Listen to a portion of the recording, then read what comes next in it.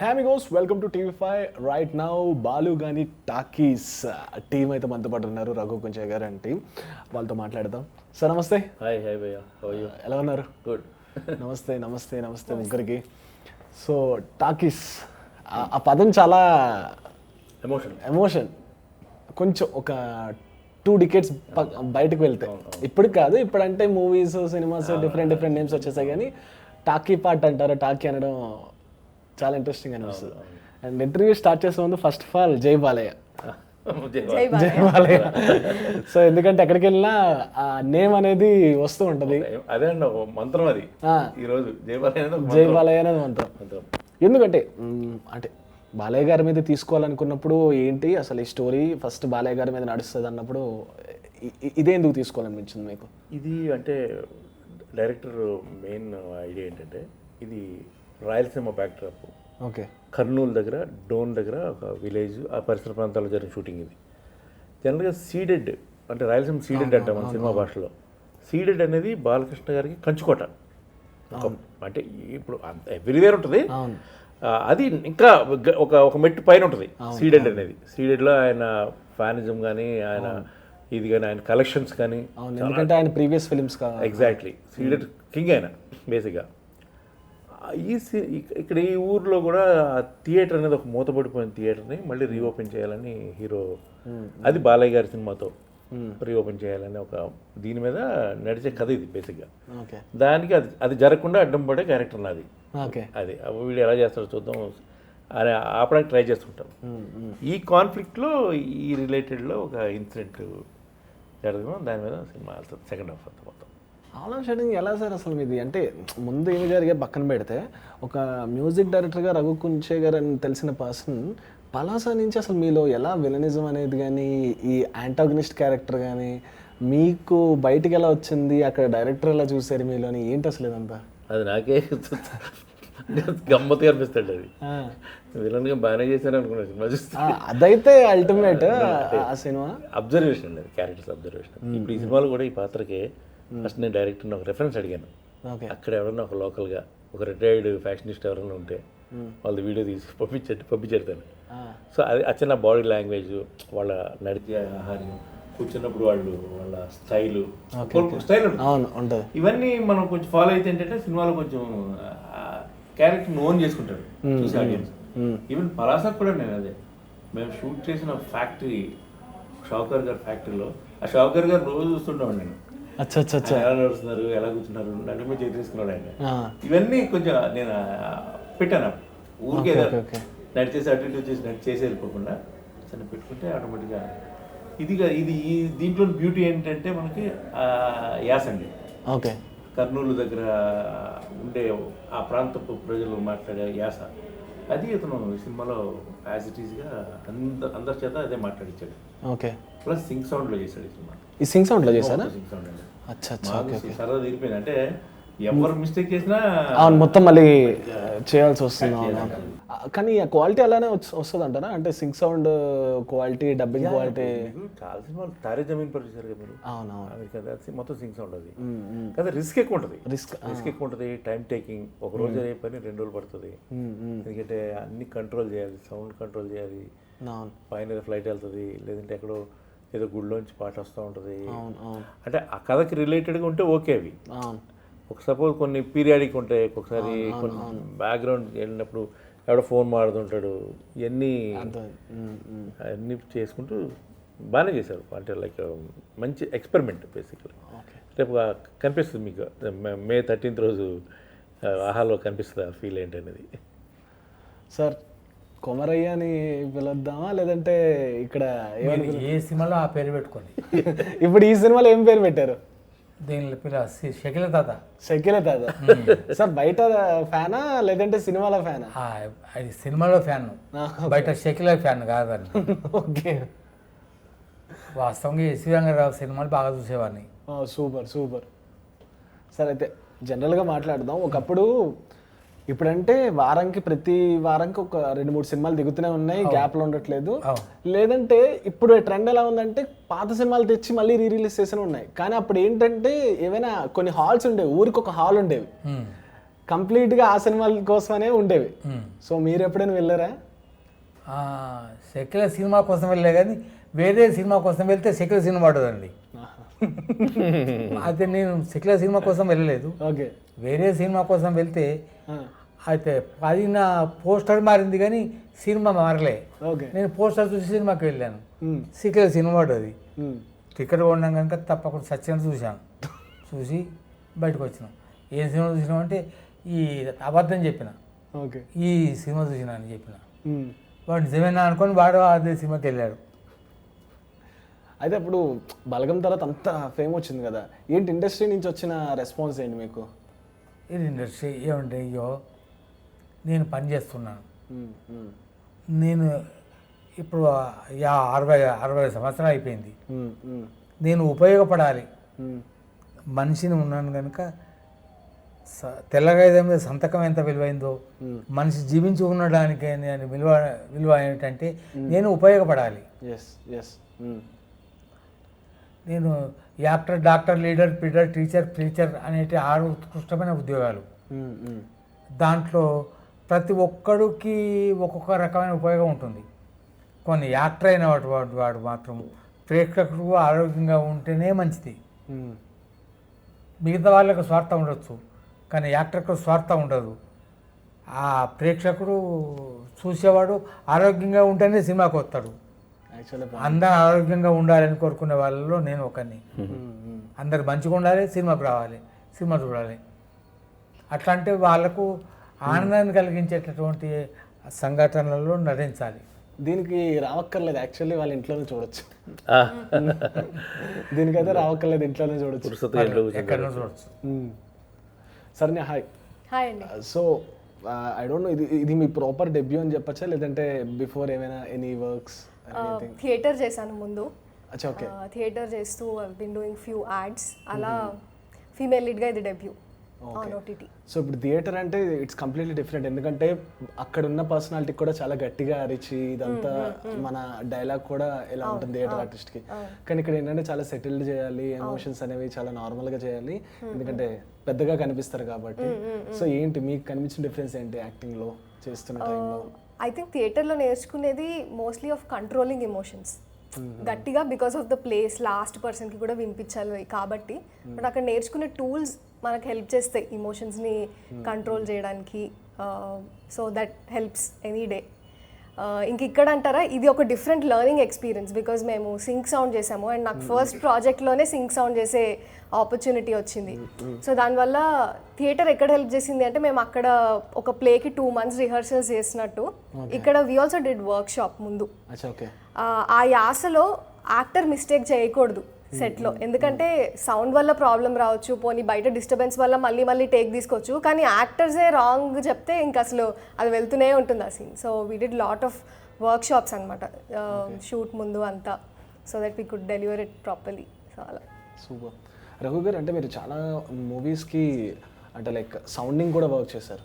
అంటే సౌండింగ్ అంటే like not only music, డబ్బింగ్కి, అన్నిటికీ ప్రొడక్షన్, మొత్తం మ్యూజిక్ ప్రొడక్షన్ చేశారు కదా. సింక్ సౌండ్ చేసిన సినిమాలు ఉన్నాయి మీరు పర్సనల్గా వర్క్ చేసింది అంటే యాజ్ అన్ యాక్టర్ కాకుండా? చేయలేదండి, అది జనరల్గా రిస్క్ చేయరు. ఎందుకంటే చెప్పాను, ప్రాక్టికల్గా చాలా ప్రాబ్లమ్స్ ఉంటాయి బేసిక్గా. ఎవరో దానికి చెయ్యాలి అని పర్టికులర్గా దాని గురించి అనుకొని మొండిగా, దానికి చాలా మొండితనం అవసరం. ఎందుకంటే ప్రొడ్యూసర్ తరఫు నుంచి ప్రెషర్ ఉంటుంది. ఇప్పుడు ఒక రోజులో అయ్యే వరకు 2 రోజులు పడుతుంది ఒక్కొక్కసారి. ఈరోజు సీన్స్ కంప్లీట్ అవ్వకపోతే ఏమవుతుంది, రేపు సీన్స్ పెరుగుతాయి ఈ రీటెక్స్ వల్ల, ఈ ప్రాబ్లం వల్ల. సో ఆ ప్రెషర్ని తట్టుకుంటూ ఆ మొండితనంతో చేశాడు ఈ సినిమా విశ్వనాథ్. సో అది అందరూ చేయాలంటే కూడా కాదు, ఒక్కొక్కసారి వర్కౌట్ కాదు. అందరూ పెద్ద సినిమాలకి అసలు వర్కౌట్ కాదు, వద్దు అని అంటారు బేసిక్గా. మీరు ఛానల్ నుంచి స్టార్ట్ చేస్తే, అంటే మీరు ఎప్పుడు ఛానల్ నుంచి, ఒక ఛానల్ నుంచి కూడా పర్టికులర్ మీ జర్నీ చాలా పెద్దది ఉంది కదా, ఎప్పుడైనా బాలయ్య గారితో ఒక మూమెంట్ కానీ, ఆర్ఎల్స్ వర్కింగ్ ఎక్స్పీరియన్స్ కానీ, ఆర్ఎల్స్ ఏదైనా?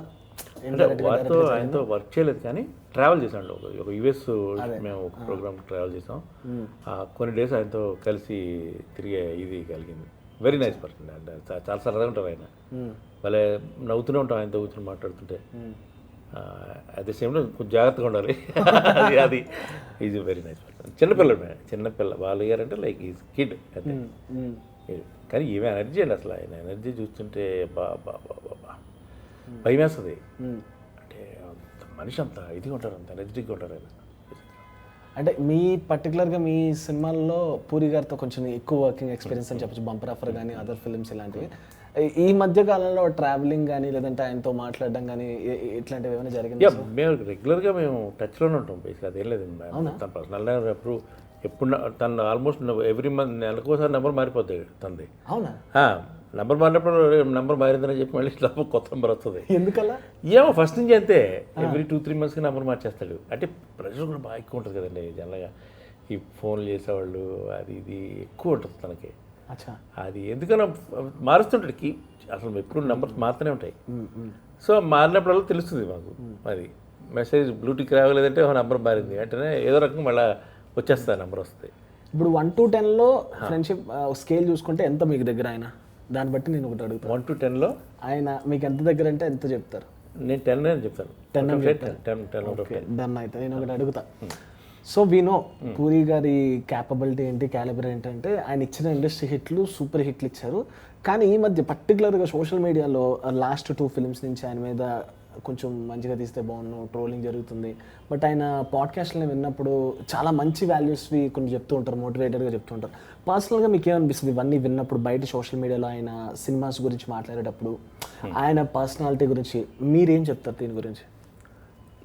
అంటే ఫ్లాప్స్ గురించి కామెంట్ చేయనండి, ఎందుకంటే చాలామందికి వస్తుంటాయి ఫ్లాప్స్, హిట్స్ ఫ్లాప్స్ అనేది ఒక సీజన్. అది ఒక్కొక్కసారి ఏమవుతుందంటే ఆడియన్ యొక్క ఇదిని మనం జడ్జ్ చేయలేం బేసిక్గా. ఇప్పుడు ఆడియన్ ఏ సినిమా ఇష్టపడతాడు, ఏది సక్సెస్ అవుతుందని తెలిసి అందరూ సక్సెస్ఫుల్ మూవీసే చేస్తారుగా. ఇప్పుడు ఇంకొకటి చెప్తాను, ఇప్పుడు తను ఒక్కడే ఫ్లాప్ సినిమాలు తీయట్లేదుగా, అందరూ ఫ్లాప్లు వస్తాయి. అది సమ్టైమ్స్ ఏంటంటే అది మిస్ఫైర్ అవుతుంటాయి ఐడియాస్. ఇప్పుడు అదే డబుల్ స్మార్ట్ మరి బ్లాక్ బస్టర్ అయింది, రెండోది మిస్ఫైర్ అయింది.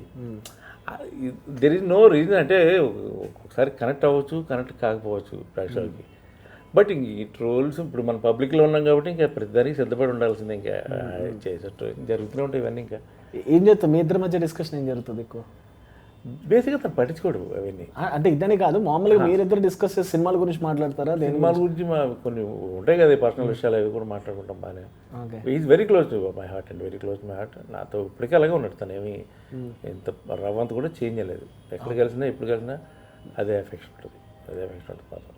లాస్ట్ కొంచెం ఎక్కువ టైం స్పెండ్ చేసిన తనతో అంటే వాళ్ళ అత్తయ్య గారు పోయారు అనమాట, వాళ్ళ వైఫ్ అమ్మగారు పోయారినప్పుడు. అప్పుడు తను బాంబేలో ప్రొడక్షన్ అంతా అక్కడే జరుగుతుంది కాబట్టి ఇక్కడ హైదరాబాద్ ఎక్కువ వస్తున్నారు. అప్పుడు వచ్చినప్పుడు మాత్రం ఒక 4 days అంతా ఎవ్రీడే మేము ఆ కార్యక్రమం మొత్తం కలిసి ఉన్నాం అంతా కూడా. సో వెరీ క్లోజ్ అనుకున్న కొంతమంది ఉన్నాం తనకి ఫస్ట్ నుంచి కూడా. ఆ బ్యాచ్ అంతా ఆ టైం అలాంటి టైమ్స్లో కూడా మేము ఉంటాం అక్కడ అదనమాట. సో అండ్ ఇప్పుడు ఎట్లా చూడొచ్చు అంటే మాకు బాగా రఘు గుజ్జ గారు మ్యూజిక్ ద్వారా తెలుసు. రీసెంట్గా ఒక ఆల్బమ్ కూడా మీరు రిలీజ్ చేశాను, ప్రసాద్ ల్యాబ్ రోజు వచ్చి చూసాను కూడా, చాలా బాగుంది. అంటే ఎక్కువ యాక్టింగ్ వైపు మీరు ఇప్పుడు ఇంట్రెస్ట్ చూపిస్తున్నారా లేదంటే మ్యూజిక్ వైపు ఏంటి, ఎలా చూడొచ్చు? నాకు బేసిక్గా బిజీగా ఉండడం ఇష్టం అండి, అంతే. అది యాక్టింగా లేకపోతే మ్యూజిక్ అదంతా సోది కవర్లు, 2 పడవల మీద కాళ్ళు వేయడం తప్పు, 4 ఈ సూపర్ అవి పనికిమాల కవర్లు అవన్నీ కూడా. మనం బిజీగా ఉండడం అనేది ఇంపార్టెంట్ అంతే. మనం ఇప్పుడు నేను అవి ప్యూర్ ఫిల్మీ మ్యాన్, నేను సినిమా వాడిని, సినిమా కోసం నేను ఏదో వస్తే పని చేస్తాను నేను, అంతే. ఖాళీగా ఉంటే వస్తుంది, పిచ్చిలేస్తుంది అంతే. పిచ్చిలేసి పక్కవాడు ఏం చేస్తున్నాడని చెప్పి పక్కవాడి పనుల మీద ఫోకస్ చేస్తూ ఉంటాం. మనం బిజీగా ఉండడం అనేది ఇంపార్టెంట్ ఎప్పుడైనా, అంతే. That's it. నేను ఎవరికైనా అది చెప్తాను, బిజీగా ఉండండి, ఏదో చేయండి. ఏది ఇక్కడ చిన్న పని పెద్ద పని అన్నది ఎప్పుడు చూడొద్దు, ప్రతి పని చేయాలి ఇక్కడ. ఏది ఎప్పుడు మనకి ఎక్కడ లేకపోతే మనం ఎన్నో ఆశలు పెట్టేసుకుంటాం ఒక్కొక్క దాని మీద, అది ఒక్కొక్కసారి డిజాస్టర్ అయిపోద్ది. ఏమి ఎక్స్పెక్ట్ చేయము, అది మనకు వండర్స్ క్రియేట్ చేస్తుంది. సింపుల్. ఇప్పుడు నెక్లెస్ గురించి బాగా చెప్తున్నాను ఫర్ ఎగ్జాంపుల్.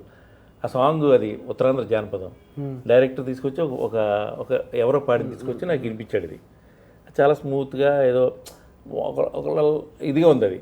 నేను అన్న ఇది సినిమా పాటగా దీన్ని ఎలా చేయాలి, దీన్ని ఏం లేదు కదా, లిరిక్స్ కూడా నార్మల్ లిరిక్స్, అవే లిరిక్స్ ఉండాలన్నాడు. రెగ్యులర్గా ఉంది కదా, ఇది ఎందుకండి అని అన్నా. అంటే లేదండి, ఇది ఈ సినిమాకి అవసరం కదా, సినిమాలో హీరో జానపద గాయకుడు చేయాలి, ఖచ్చితంగా చేయాలి అన్నప్పుడు ఇంకేం చేశాను, ఓకే ఫైన్, అయితే ఆ స్టైల్ అయితే నేను చేయలేను, నేను ఆ స్టైలే చేస్తాను. ఓకే, దాని టెంపో లైక్ చాలా స్లోగా ఉన్న పాటని 172 టెంపో పెట్టి గట్టిగా గుద్దితే ఓకే, సినిమా రిలీజ్ అయింది, ఏదో ఇలా ఓటీటీలోకి వెళ్ళిపోయింది, అయిపోయింది. సడన్గా దాన్ని ఎవరో మన పండు దాన్ని డీలో ఇస్తే ఒక్కసారి వైరల్ అయిపోయింది. నేను అది ఎక్స్పెక్ట్ చేయలేదు.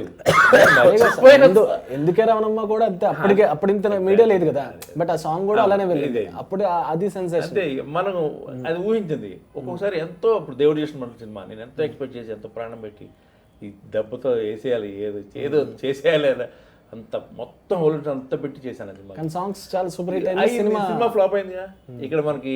బట్ అప్పుడు సాంగ్స్ చూడరా అంటే పర్టికులర్ గా అదే కదా బయట జనాలు వింటారు, ఇండస్ట్రీ పీపుల్ అలా చూడరా? చూడరు. ఇండస్ట్రీలో ఏంటంటే సినిమా సక్సెసే అక్కడ అల్టిమేట్గా అది స్కోర్ చేస్తుంది. అండ్ ఇంకోటి చెప్పిన సినిమా ఫ్లాప్ అయితే ఫస్ట్ పడే ఎఫెక్ట్ ఎవరికి తెలుసా? హీరోయిన్కి టెక్నీషియన్స్ పడుతుంది. ఎప్పుడు చూసుకోండి కావాలంటే హీరోయిన్ మెయిన్ బలైపోయింది వాళ్ళే. ఇంకా మీద అందరూ బాగా ఉంటారు, అందరూ వాళ్ళు సినిమాలు తీసుకుంటారు తర్వాత, కానీ ఎక్కువ ఎఫెక్ట్ అయ్యేది హీరోయిన్కి టెక్నీషియన్స్కి పడుతుంది చాలా వరకు. ఓకే, అది ఫస్ట్ ఫ్రమ్ ది బిగినింగ్ నుంచి అది సాంప్రదాయం, అది మనం ఏం చేయలేము దానికి. కథలో దమ్ములు అయినప్పుడు కథ బాగా ఒక సినిమా ఫ్లాప్ అయితే రాదు. అంటే ఎవరి మీద తోసేద్దామా అనే ఒక ఇది కూడా ఉంటుంది. ఓటమికి రకరకాల కారణాలు వెతుకుతారు. సరే, ఫస్ట్ డే ఫస్ట్ షో ఎవరిది చూస్తాం అనుకుంటా, ఎప్పుడు చూడాలనుకుంటా? సరే, ఫస్ట్ డే ఫస్ట్ షో ఏ సినిమా గురించి ఎక్కువ ట్రై చేస్తుంటా? ఏ హీరో గురించి? I'm a darling fan. Okay, so any day it's Prabhas. వెళ్తుంటారా? యా. ఓకే, సార్ గురించి మాట్లాడదు. సార్ మీరు ఫస్ట్ డే ఫస్ట్ షో? మాకు హీరోలు అంటే శోభన్ బాబు, ఓకే, కృష్ణ, ఎన్టీ రామారావు, నాగేశ్వరరావు, ఈ నలుగురు హీరోలు ఉండేవారు. అవును, అప్పుడు నలుగురు వెళ్ళండి. అవును, కనుక వాళ్ళలాగా నేను ఎందుకు లేనురా అని బాధపడేవాడిని. అయ్యా, ఇప్పుడు కొత్త హీరోలు వచ్చినాక చాలా సంతోషపడుతున్నా. అసలు నాలాగా ఉన్నారు అందరు. అందరు మీలాగా ఉన్నారా? నేను వాళ్ళలాగా లేను, ఓకే, నేను నాలాగా ఉన్నాను. కానీ వాళ్ళు నాకు దగ్గరగా ఉన్నారు. అదేంటి, అదేం లెక్క? వాళ్ళేమో మేకప్ వేసుకొని కాస్త అందంగా కనిపించేవాళ్ళు. వీళ్ళు అందంగా కాదు, అందరిలాగా కనిపిస్తున్నారు. నేను అందరిలాగా ఉంటాను కనుక అందంగా ఉండను. కనుక ఇప్పుడు నేను హీరోగా వాళ్ళలాగా ఎందుకు లేను అనే బాధ ఇప్పుడు పోయింది.